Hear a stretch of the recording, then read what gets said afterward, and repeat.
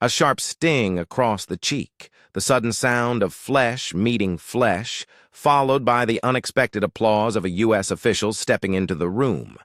This was a moment etched in the memory of Lincoln High.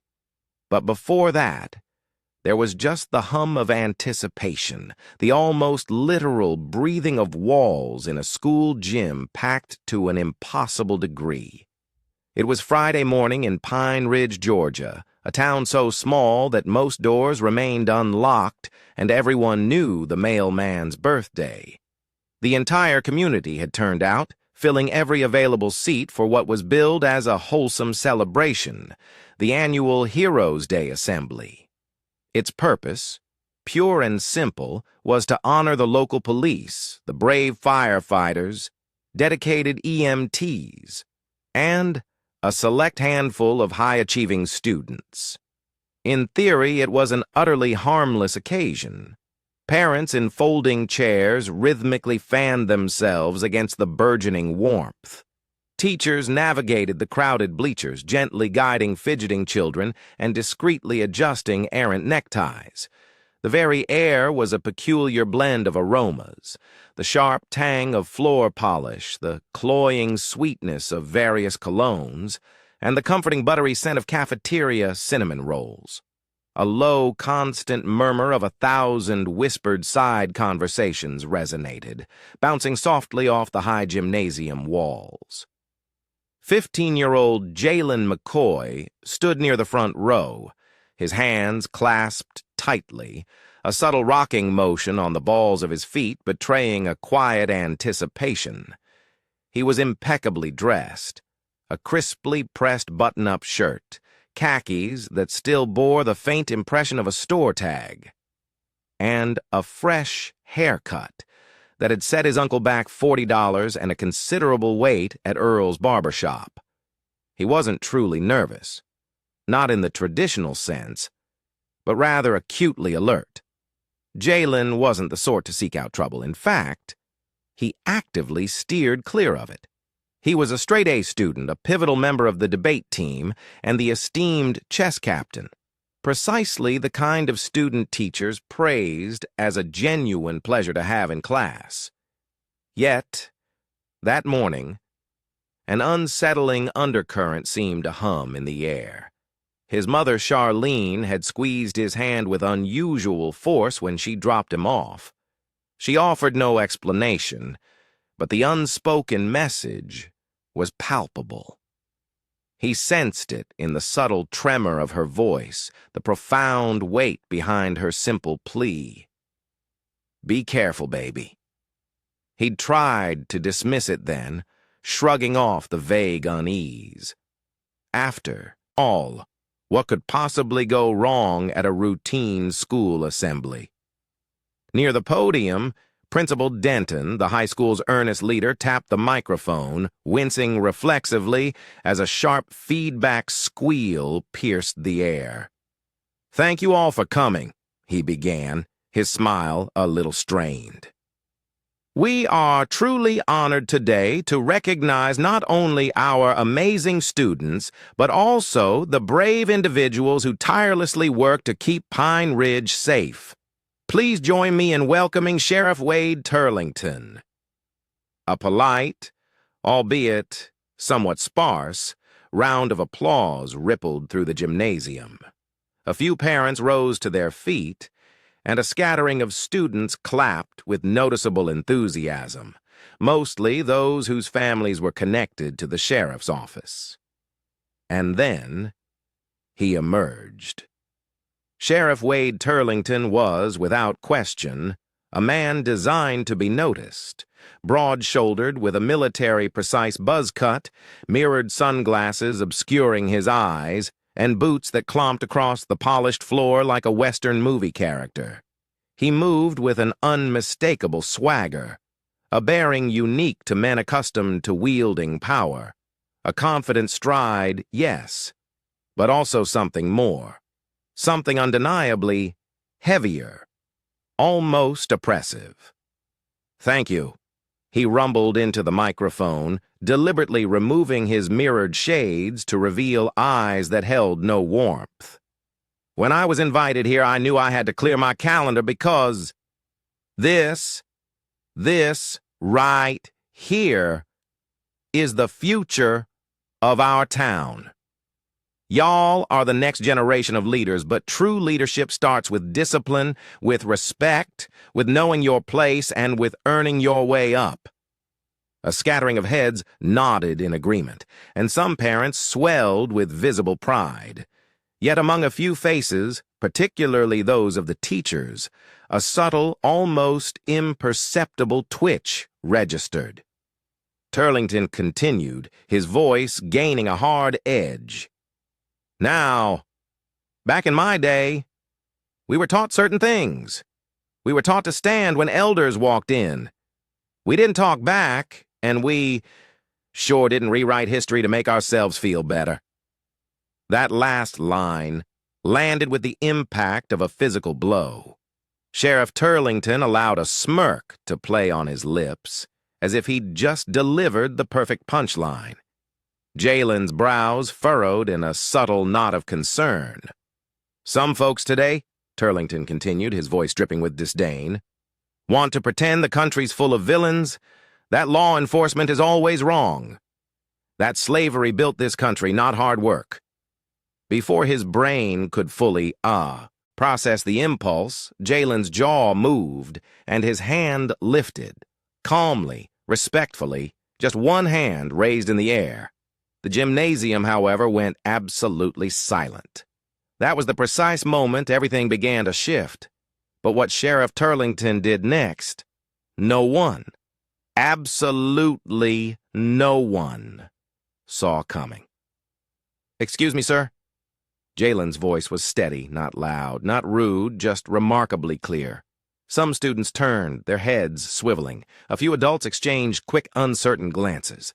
In the far corner, a teacher stiffened noticeably. It was Mrs. Byrne, the U.S. history teacher who had coached Jaylen for the State History Bowl. She knew that particular tone in his voice, calm, corrective, careful. Sheriff Turlington paused mid-sentence, his gaze dropping to Jaylen as if he'd just discovered a cockroach on his boot. "Something you want to say, son?" Jaylen nodded. "Yes, sir. With respect, what you said about slavery, that it wasn't what built the country, that's not accurate. There's documented evidence from economists, from historians. Slavery didn't just exist, it was foundational to the economy, especially in the South. And to say otherwise..." Turlington cut him off, his voice dropping low, slow, and dangerously quiet. "Boy, I don't think anybody asked for a lecture." The air in the gym turned thick, heavy with unspoken tension. Mrs. Byrne took a hesitant step forward, her mouth opening, then she stopped herself. Everyone waited for someone else to speak, to intervene, but the silence stretched, unbroken. "I'm not lecturing," Jaylen replied, his voice softer now, yet unwavering. "I just think it's important to be—" "You think," Turlington scoffed, a sneer twisting his features. "Well, there's your first mistake. You don't get to think in here when grown folks are talking." A ripple of nervous, uncomfortable laughter spread through a corner of the room. Jaylen's eyes dropped to the polished floor. He could feel his cheeks burning, a flush of humiliation, but he held his ground, refusing to sit down. "I'm not trying to be disrespectful," he said again, slowly, deliberately. I care about truth. And if we're talking about leadership, then we should start with honesty. That's all." Then came the silence. Not just quiet, but the kind of silence so profound you could hear a bottle cap drop on the far side of the gymnasium. Turlington stepped down from the podium. 1, 2, 3 deliberate steps. Now he was directly in front of Jaylen, standing so close that the boy had to lean his head back slightly just to meet his gaze. The sheriff's boots squeaked faintly against the gleaming gym floor. His lip curled into a smirk but there was no trace of humor in it, only cold menace. "You care about truth?" he repeated, his voice a low growl. "You sure you're not just trying to be a smart mouth?" "No, sir. I'm not." "You calling me a liar?" "No, sir. I'm saying what you said wasn't accurate." Crack! The sound of the slap echoed like a gunshot through the cavernous gym. An open palm connecting squarely across Jaylen's left cheek. He didn't fall, but he stumbled backward, catching himself precariously on the edge of the bleacher. His glasses flew sideways, one lens popping loose and clattering to the floor. His mouth hung open, as if the very words had been knocked clean out of him. Gasps. Not the cinematic, manufactured kind, but the raw, unadulterated sounds of shock, sharp, scattered, loud. A second later, phones materialized in the air, screens glowing, the distinct clicks of recording apps opening echoing faintly.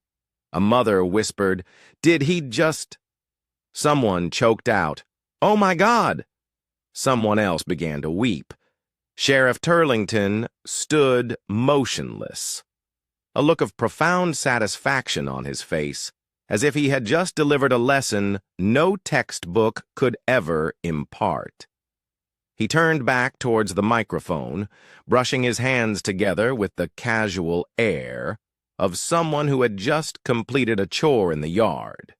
Then, a voice from the very back of the gym boomed, cutting through the stunned silence, louder than any of the school's creaking speakers. Clap, clap, clap. 3 slow, deliberate claps, then more, the rhythm insistent. Heads snapped around. Even the sheriff froze, his posture rigid. And that's when she walked in. You know that moment when the world simply stops, when time itself seems to forget to breathe? That's precisely what it felt like when the double doors at the back of the gym creaked open and Angela Brookshire entered. She was tall, with broad, commanding shoulders, her hair pulled back into a tight, severe bun. She wore a dark green uniform so crisp it looked as if it had just come off the hanger, the silver stars on her chest catching and reflecting the gymnasium lights. And directly behind her, 2 plain-clothed security officers flanked her like silent shadows. She didn't smile, she didn't speak, she just kept clapping, slow, measured, loud. The sound of it resonated off the walls like surgical thunder. Each clap sharper than the last, deliberate, cutting through the lingering whispers, through the thick shock, and most effectively, through Sheriff Turlington's towering ego. His face went pale. Secretary Brookshire continued her measured stride until she reached the front row, directly where Jaylen still stood. His eyes were wide, his lip trembled slightly but was held tight. He hadn't moved, he hadn't cried. But the almost imperceptible tremor in his hands betrayed the quiet fire that was building inside him. Secretary Brookshire looked at Jaylen, then her gaze shifted to the sheriff. Then, without sparing a glance for the stunned crowd, she raised the microphone to her lips. "Now, that," she said, her voice calm as ice, "is exactly why I came here today." You could have heard a pin drop. Turlington squinted, trying to recover his footing. "I wasn't informed you'd be here," he stammered, a hint of desperation in his tone. "Clearly," she replied, her voice still an icy calm. She then turned her attention to the audience. Parents, students, teachers, administrators. Some were already live streaming the scene, others simply stared, frozen in place. "My name is Angela Brookshire, Secretary of Defense. I was born and raised 6 blocks from here. I am a Lincoln High graduate, class of '92. I am a Bronze Star recipient, with 2 deployments and more years than I care to count cleaning up the messes men like you leave behind." She didn't raise her voice. She didn't have to. Turlington shifted uncomfortably, a flicker of defiance in his eyes. "Now, hold on." She held up a single hand, a simple gesture that silenced him instantly. "I came here to speak about leadership, about courage, about what it means to serve a country where not every child gets the same protection under the law, even in a school gym. And I was going to tell these kids that sometimes you have to speak up, even when it's dangerous." Her gaze met Jaylen's again, a profound understanding passing between them. "But I don't have to tell them anymore, because one of them just did." Murmurs of agreement, soft at first, grew into actual claps. Not slow and deliberate this time, but real spontaneous applause. Scattered at first, it picked up quickly, spreading through the gym. Some parents stood. Teachers nodded, a wave of silent affirmation washing over the room. Turlington started backing away, his jaw tight, eyes darting frantically for the principal. "You people have no idea what kind of disrespect we deal with," he blustered. "You just slapped a child," Brookshire interrupted, her voice unwavering. "On video, in a public school, for telling the truth." She turned her gaze to Principal Denton. "Mr. Denton, I hope you understand the gravity of what just happened here, because the Department of Defense does, and so does the Department of Justice." Denton looked as though he wished the gym floor would simply swallow him whole. "We will be reviewing the incident immediately. This is a misunderstanding." Brookshire didn't blink. "There's no misunderstanding when the cameras are rolling." She stepped down from the stage, her stride purposeful, and walked directly towards Jaylen. "Are you all right?" she asked. He nodded, though barely. She withdrew a clean handkerchief from her pocket and gently placed it in his hand. "You don't ever let someone silence you for telling the truth. That's how empires fall." He swallowed hard, his voice a barely audible whisper. "Yes, ma'am." Then she leaned closer, her voice dropping to a near whisper. "You handled that better than most grown men I know." Jaylen managed a faint, almost imperceptible smile. In the crowd, his mother Charlene, her eyes brimming with tears, clutched her chest, a mixture of fear and fierce pride washing over her. Sheriff Turlington attempted to slink off the stage, but the security detail was having none of it. One officer stepped squarely in front of him, blocking his path, while the other remained by the exit. Just like that, the man who had slapped a child in front of hundreds now had nowhere to go. But what happened after the cameras stopped rolling? That's where things truly got messy. The video hit the internet before the gym had even emptied. A sophomore named Tariq, renowned for live streaming everything from cafeteria food fights to elaborate hallway dance battles, had captured the entire scene on his phone. It was a clean angle with a steady hand and perfectly clear audio. 10 minutes after the slap, it was already circulating on TikTok, Twitter, Facebook, and somebody's cousin's group chat in Tallahassee. By the time Jaylen got home that afternoon, the clip had amassed over 2.3 million views. Sheriff Wade Turlington was trending, but decidedly not in the way he preferred. News vans began arriving before sundown. CNN, MSNBC, even a local Fox affiliate, all attempting to cover both sides. Reporters knocked on doors throughout Pine Ridge. A woman from NPR reportedly tried to interview the school lunch lady. Kids at Lincoln High were receiving direct messages from strangers, all seeking interviews. Jaylen's face, once anonymous, was now everywhere. And while half the country hailed him as brave, the other half did not. That night, his family shut off the porch light and took turns watching the windows. Not because they were paranoid, but because someone had already driven by their house, yelling racial slurs. Another person had thrown a crumpled Confederate flag onto their front lawn. Charlene called the police. It took them 3 agonizing hours to arrive. When they finally did, the responding officer, who had played high school football with Sheriff Turlington, simply told them, "We're doing the best we can." Jaylen looked at his mom. Her face remained calm, but her hands were unmistakably shaking. She made him sleep in her room that night just in case. Meanwhile, the school board scrambled frantically to save face. An emergency meeting was called.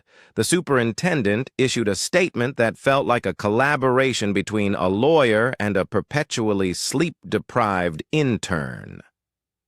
"We regret the incident that occurred on school grounds and are committed to a full investigation." That was all they offered. No names were mentioned, no accountability was assigned, only the incident. But inside the school, things were anything but quiet. Teachers whispered in break rooms, the hushed tones of some tempered by fear, while others were less reticent. Mrs. Byrne, the history teacher, arrived the next day wearing a Black Lives Matter pin, daring the principal to challenge her. One of the gym coaches, a former police officer, loudly defended Turlington in the teacher's lounge, culminating in a shouting match with the janitor, who had simply stated, "Man hit a kid. Ain't nothing to defend." At lunch, students openly argued. Some championed Jaylen as a hero, while others dismissed him, claiming he was merely trying to make it about race. A junior girl in the front office posted online, "He shouldn't have mouthed off. Don't care who he is." Her post was screenshotted, reposted, and swiftly ratioed into oblivion. Even parents found themselves divided. In the Pine Ridge Moms of Facebook group, the comment section became an instant battleground. Miss Denise, known for organizing the local bake sale, asserted, "That boy was disrespected. Plain and simple." Another mother retorted, "I was raised to never interrupt adults. Respect goes both ways." 10 comments later, someone brought up Colin Kaepernick, and the entire thread went nuclear. Meanwhile, Secretary Brookshire did not disappear. 2 days later, she held a press conference right on the school steps. "I won't be sugarcoating anything," she declared. "A grown man assaulted a student for correcting a historical lie. That's not discipline. That's abuse." Reporters shouted questions, a cacophony of voices. "Are you calling for the sheriff to resign?" "I'm calling for accountability," she responded, her voice cutting through the din. "Real accountability, not silence, not excuses, and definitely not threats." She didn't flinch once under the barrage of flashbulbs. That same afternoon, the sheriff's office released a statement of its own. Turlington offered no apology. He merely stated he regretted the situation escalated and insisted he had acted on instinct to maintain order. Instinct, as if a child were an enemy combatant. But inside Jaylen's house, it wasn't just the internet they were worried about anymore. It was what might happen next in their very own town. By Monday morning, Pine Ridge felt as though it had been split down the middle with a dull axe. You had the folks who proclaimed, "That boy's a hero. He stood up for what's right." Then you had the folks who muttered darkly, "He should have stayed in his place." The dividing lines weren't always clean. Black, white, young, old. Some people surprised you, others did not. At Earl's barber shop, where news traveled faster than the mail, the mood was tense. Earl stood by his chair, arms crossed, listening intently, as Big Reggie ranted, a teenager waiting patiently in the barber's smock. "I'm telling you," Reggie's voice rose, "if that had been my nephew..." I'd be in a holding cell right now. Earl looked up, his gaze steady. Then what? Reggie paused, a flicker of raw emotion in his eyes. Then at least that sheriff would know what it feels like to be scared. The old man nodded, a grim understanding passing between them. But one guy in the corner, Mr. Landry, a retired Army veteran who'd lived in Pine Ridge for 50 years, shook his head slowly. Anger don't fix anything. What fixes it is not letting them get away with it. Use your head, not your fists. Back across town at Mason's Coffee and Copy, the conversation took a different tone, more polite, less direct. A group of church mothers sat with their scones and folded hands, whispering discreetly. I just think we don't know the whole story, one offered. Boys today are mouthy. Another woman leaned in conspiratorially. But he's a child. That sheriff hit a child. A third chimed in. Well, maybe the boy felt too comfortable talking back.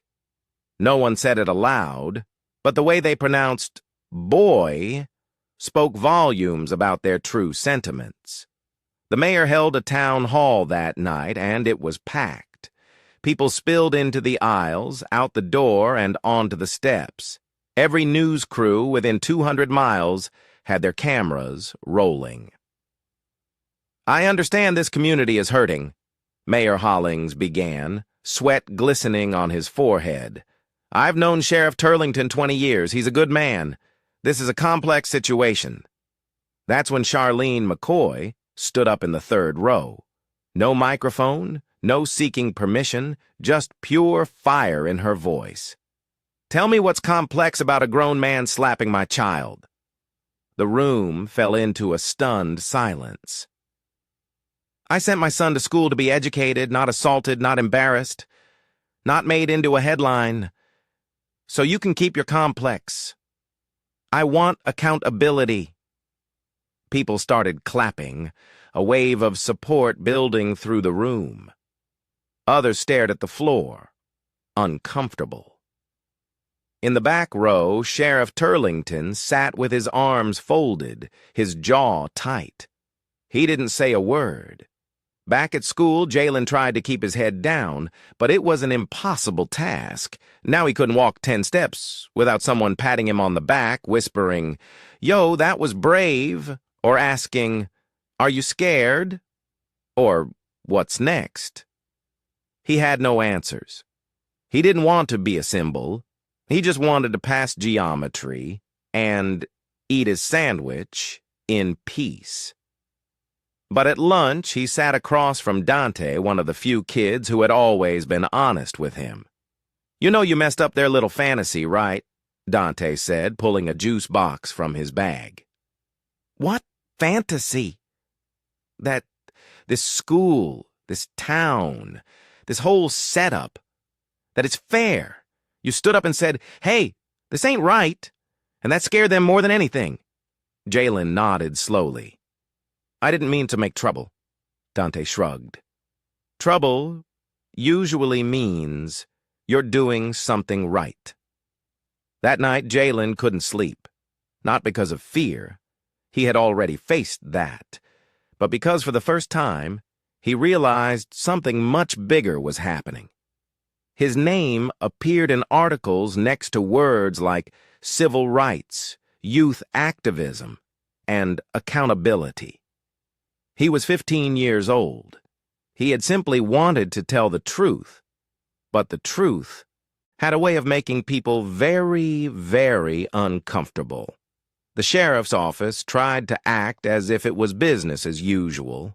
Turlington even showed up for work on Tuesday, walking into the station with his coffee in hand, as if he hadn't slapped a teenager in front of 500 witnesses. But folks weren't buying it. 3 deputies called out sick. One quietly handed in a resignation letter. The county commissioner scheduled a closed-door meeting to evaluate leadership within the sheriff's office. Meanwhile, Parents besieged the school board with nonstop calls. Some threatened to pull their children out of Lincoln High entirely. Others demanded the sheriff be arrested. But the truth was, arresting a sheriff in a small southern town wasn't easy. He was the system. That's when Angela Brookshire showed up again, this time at City Hall.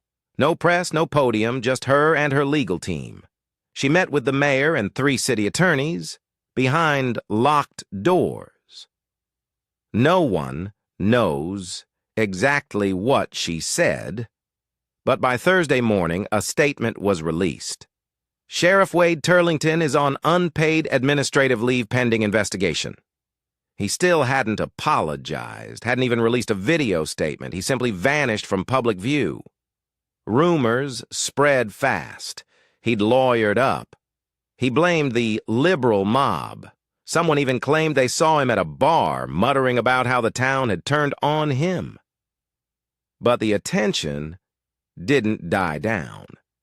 If anything, it grew. Jaylen began receiving letters from people he'd never met, from Seattle, from Detroit, even from a retired teacher in Kansas who wrote, "You reminded me of why I started teaching." Some messages were ugly, to be sure, but most were filled with respect, encouragement, and hope. Still, Jaylen remained quiet until the town forum. It was held in the same gym where the slap had happened. This time, the bleachers were packed again, but for a different reason. The school board had invited members of the public to speak. Jaylen didn't plan to talk, but when his name was called and every eye in the room turned to him, he stood, walked slowly to the microphone, and took a deep breath. "My name is Jaylen McCoy. I'm 15, and I didn't come here to make anyone mad. I didn't come here to disrespect anyone." He looked up, his gaze sweeping across the faces in the crowd. "I just told the truth." A few claps rippled through the audience, some nods of agreement. "When I raised my hand that day, I thought we were allowed to ask questions. Isn't that what school's supposed to be about? Learning, challenging ideas. But instead, I got slapped. And people want to argue if it was justified, like my voice only matters if I say the right thing. But that's not respect. That's fear." Now, the gym was utterly quiet again. "I'm not angry. I'm not bitter. But I want people to think about what it says, that a kid gets hit for speaking facts and the adults have to debate if that was okay." He stepped back from the microphone. Applause followed him all the way back to his seat. After the forum, Charlene hugged her son tighter than she had in years. "You didn't just stand up," she whispered against his hair. "You stood tall." Jaylen smiled, finally. A real smile. Not just relief, but pride, and a burgeoning sense of strength. 2 weeks later, Sheriff Turlington resigned. No press conference, no apology, just a typed letter full of phrases like, "distraction from my duties," and "difficult decision." And just like that, he was gone. But something else had taken root in Pine Ridge. Teachers began reworking their history lessons. The school launched a student-led leadership council with Jaylen. And as one of the first members. And Mrs. Byrne, the history teacher, received a promotion. It was Principal Byrne now, but it wasn't the punishment that mattered most. It was the shift, the perceptible crack in the silence, the truth refusing to remain quiet. The day the new sheriff was sworn in, Pine Ridge felt different. Not fixed, not perfect, but undeniably different. Folks gathered outside the courthouse, some in folding chairs, others leaning against cars, not for a mere spectacle, but because they genuinely cared, because something had cracked open in the town's old, polished surface, and now people were actually looking inside, The new sheriff was Donna Marks, a former state investigator with a reputation for unwavering fairness and a spine made of steel. She was the first black woman ever to hold that role in the county. Her first public statement was simple and direct. No badge should make a person forget how to treat people, and no child should be afraid to tell the truth. Back at Lincoln High, life didn't go back to normal because normal wasn't what people wanted anymore. History class became more authentic, more challenging. Students talked more, not less, their voices carrying new weight. Teachers didn't just teach facts, they actively encouraged questions. And the school counselor, Mr. Franklin, started a monthly forum for students to speak on current events. The very first topic, what does respect really look like? Jaylen sat in the front row. He wasn't just a student anymore. He was a living reminder, a reminder that truth has a cost, that courage can emerge from the quietest person in the room, that no matter your age, if you see something wrong, you say something. But here's what people didn't see. Jaylen still struggled with sleep. He still flinched sometimes when someone raised their voice too fast. And when reporters reached out for interviews, he always asked his mom first. "Am I doing too much?" he asked her one evening, as they sat on the porch watching the sky bleed into hues of orange. Charlene put down her mug. "You didn't do anything wrong, baby. You showed something right. There's a difference." He nodded slowly, letting her words sink in.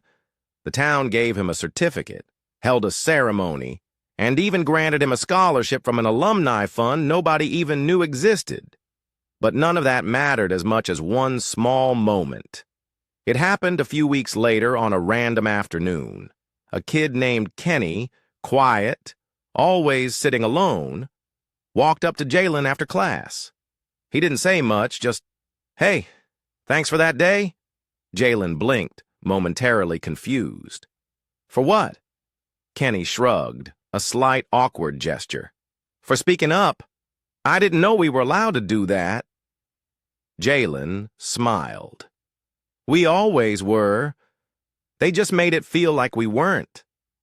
That line stuck with him. Later, Jaylen wrote it down on a sticky note and put it on his bedroom mirror, right next to a picture of Secretary Brookshire shaking his hand. That summer, she came back again. Not for the cameras, but for a private visit, just her and Jaylen walking the quiet hallways of Lincoln High together.